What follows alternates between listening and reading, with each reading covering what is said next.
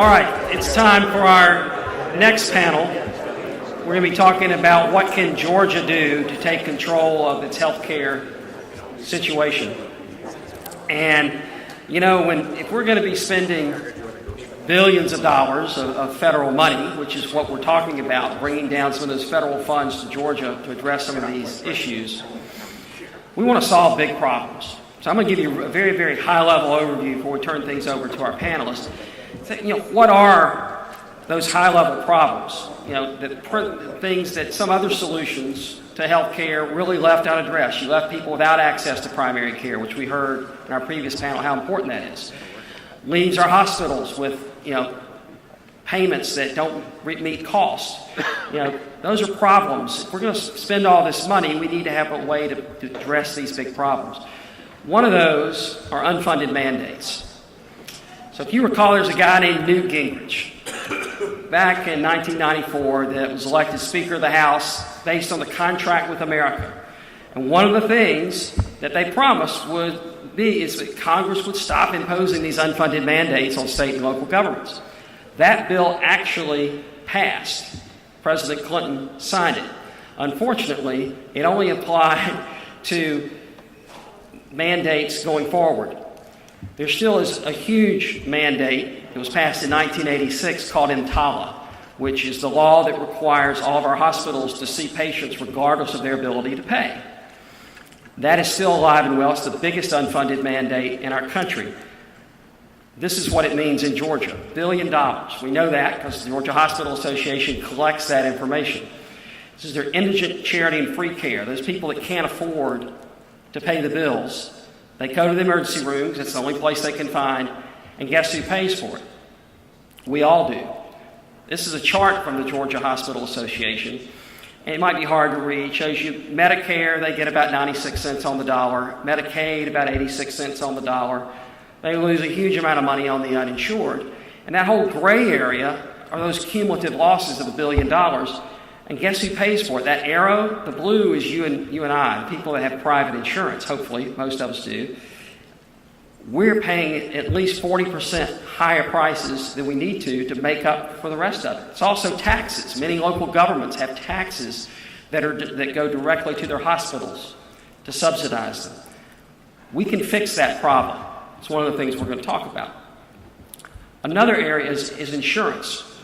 Using the insurance system to do things it wasn't meant to do. Insurance is great. You know, most of us probably can't afford to repair our house from scratch and rebuild if it gets hit by a tornado. But thanks to insurance, we can all pay a little bit of money, and whoever is the unlucky person that loses their house can have it rebuilt.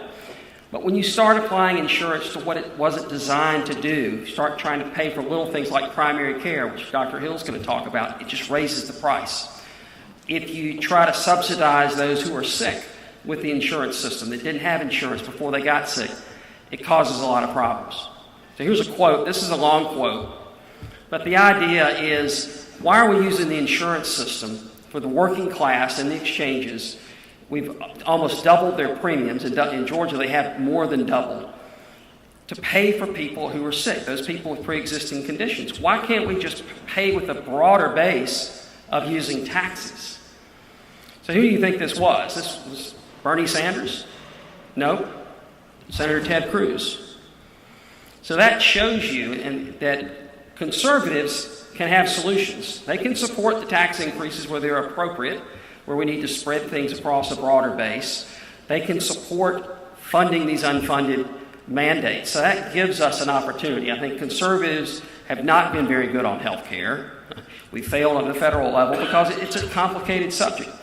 But we have the choice and the opportunity now, because of the Affordable Care Act, has this opportunity for state innovation waivers that give us a great opportunity to actually solve problems. You heard in our previous panel, and I think we've got a little bit of a high bar, because after hearing them, I think the solution might just be turn it over to women. Oh, it has been. But they showed you that they're operating and they're actually on the ground making things work, investing in primary care and solving some of these options. But some of the problems have to be solved by government. I want Georgia to be a leader in that, and that's what we're going to really focus on. So our first speaker Dr. Brian Hill. He's been here before. You've seen him as a moderator and a presenter. He's a urologist here in Atlanta. He is an author. He's been very active in healthcare policy and working with docs for patient care.